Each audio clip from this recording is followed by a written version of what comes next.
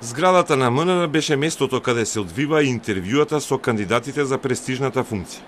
Нов македонски судија во Европскиот суд за човекови права во Страсбург.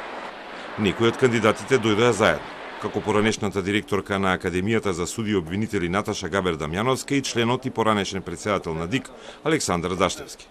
Денеска ќе бидат интервјуирани 8 кандидати, во петок уште 4.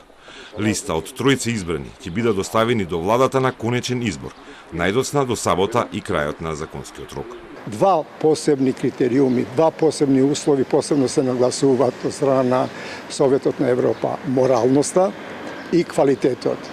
Подносно овие услови, овие се бемолам услови од, да кажем, императивна природа, што значи услови без можност за алтернатива. Па видите, прашањето на моралноста, моралните квалитети треба да се цени не само од интервјуто кој треба да се спроведе, него од севкупната, да кажем, биографија, севкупните материјални докази, севкупното движење во конкретна правна професија на лицата кои се пријавени за овај конкурс. Тоа е навистина една субјективна категорија, меѓутоа може да се утврди. И оно што е важно, ве молам, повторно нагласувам, за функција судија на Европскиот суд се бара кандидатот да поседува високи морални квалитети. Високи морални квалитети. Според досега потврдените информации, од 21 вкупно пријавени останале 12 кандидати. Главно испаднале адвокати или правници со дисциплински повреди во сопствената фела.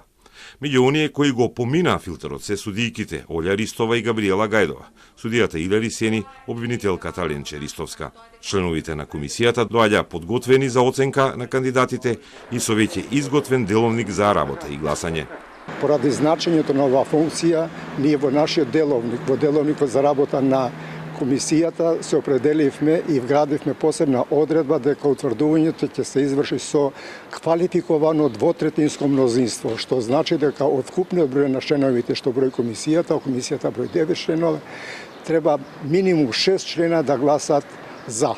Лицата кои ќе бидат избрани за судија, тие бе молам представуваат оличење на државата. Кадрију е задоволен од квалитетот на кандидатите кои се пријавија за функцијата во Страсбург со мандат од 9 години.